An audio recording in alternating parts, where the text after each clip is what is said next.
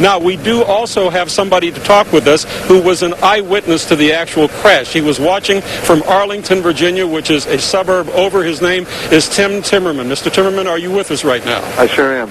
You're a pilot. Tell us what you saw. Well, I was looking out the window. I live on a 16th floor overlooking the Pentagon and the corner apartment, so I have quite a panorama.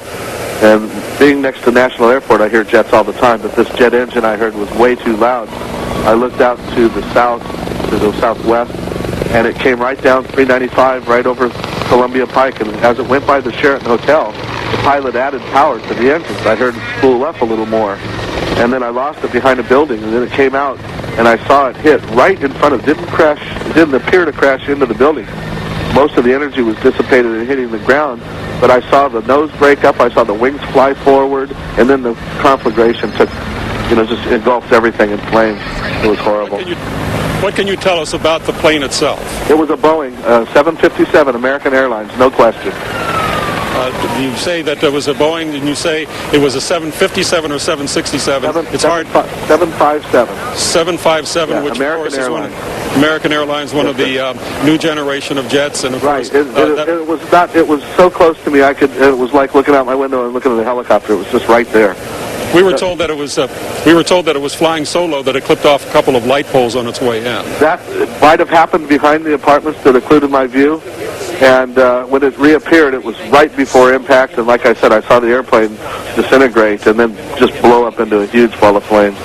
So there was a fireball that you saw. Absolutely, and the building shook, and it was, quite a tremendous explosion. What did you see after that? Nothing but the flames. And I sat here and I took a few pictures out my window, and I noticed the fire trucks, and the response was just wonderful. Fire trucks were there quickly. I saw the area. The building didn't look very damaged initially, but I do see now, looking out my window, there's quite a chunk in it. But I think the blessing here might have been that the airplane hit before it hit the building, hit the ground. A lot of energy might have gone that way. That's what it appeared like.